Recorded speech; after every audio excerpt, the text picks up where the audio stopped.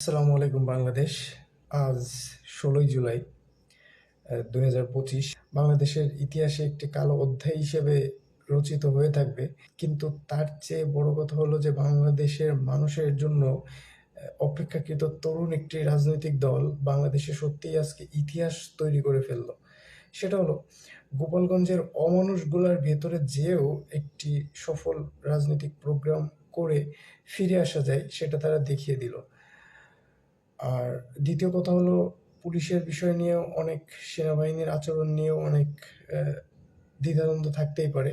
কিন্তু আমার কাছে মনে হয় যে without casualty, without use death weapon, তারা বিষয়টা ডিল করতে চাচ্ছিল। এই কারণে হয়তো একটু লেংদি হয়েছে প্রসেসটা। তারা আসলে মানুষ হত্যা চাচ্ছিল না, বিষয়টা এরকম। তো শেখ হাসিনা একজন হত্যাকারী, শেখ হাসিনা একজন সাইকোপ্যাথ কিলার। এই বিষয়ে যদি কারো সন্দেহ থাকে, তো আমার মনে হয় তাকে হত্যা করার অধিকার বাংলাদেশের মানুষ রাখে। শেখ হাসিনা নিজের ক্ষমতা টিকিয়ে রাখতে প্রায় ১,০০০-এর উপরে মানুষকে হত্যা করলো। সেই জিনিসটা কি গোপালগঞ্জের মানুষ জানে না? তারা সকলেই জানে। কিন্তু তারপরেও কেন শেখ হাসিনা করে জানেন? কারণ তারা শেখ হাসিনার কাছ থেকে বেনিফিশিয়ারি। তারা শেখ হাসিনার অবৈধ সন্তানই বলা চলে। কারণ তারা শেখ হাসিনার অবৈধ আয়ের লভ্যাংশ পাইছে। তারা শেখ হাসিনার অবৈধ ক্ষমতার সুফল পাইছে। এই কারণে শেখ হাসিনা একজন হত্যাকারী, তারা এটা মানতেও পারে না। এখানে আমাদের রাজনীতির একটা কনসিকুয়েন্স আছে, সেটা হলো যে বাংলাদেশ বিএনপিতে আপনি এত মানুষ কেন দেখেন? Same from Awami League. Because Bangladesh বিএনপিতে এখন মানুষ প্রচুর ভিড়তেছে। কারণ ভিড়তেছে যে একইভাবে আওয়ামী লীগের মতো একটা সরকার চেঞ্জ হবে, বিএনপি এসে সেখানে সিটগুলোতে বসবে। বসার পরে আওয়ামী লীগ যেভাবে বেনিফিশিয়ারি এই দলের নেতাকর্মীদের করতো, বিএনপি একইভাবে করবে, অ্যান্ড করবে। লিখে রাখেন, করবে। কারণ বিএনপির রাজনৈতিক প্যাটার্নটাই এরকম।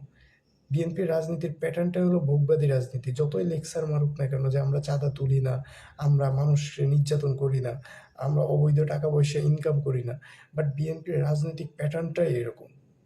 তাদের দলটা এভাবেই চলে। সো এই কারণে আজকে গোপালগঞ্জে যে ঘটনা ঘটলো, আল্লাহ না করুক বিএনপি যদি কোনোদিন ক্ষমতায় আসে, বিএনপি এরকম একটা বলয় তৈরি হয়ে যায়, যে বলয়টা খালেদা জিয়া সেই ২০০৪ সালে ভাঙার চেষ্টা করছিল র্যাব গঠনের মাধ্যমে।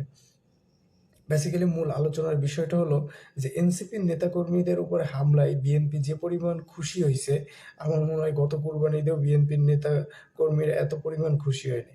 তো এত খুশি হওয়ার দরকার নাই। আপনাদেরকে ছোট করে একটা কথা বলে রাখি, এনসিপি অপেক্ষাকৃত একদম নবীন একটি রাজনৈতিক দল।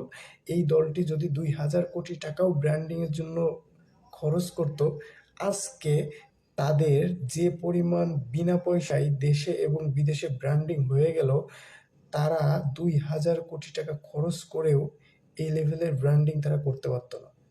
তো ওয়েট ফর মোর, বিএনপি মারা খাওয়ার জন্য রেডি থাকো, ভোট চাইতে এসো। ইনকিলাব জিন্দাবাদ।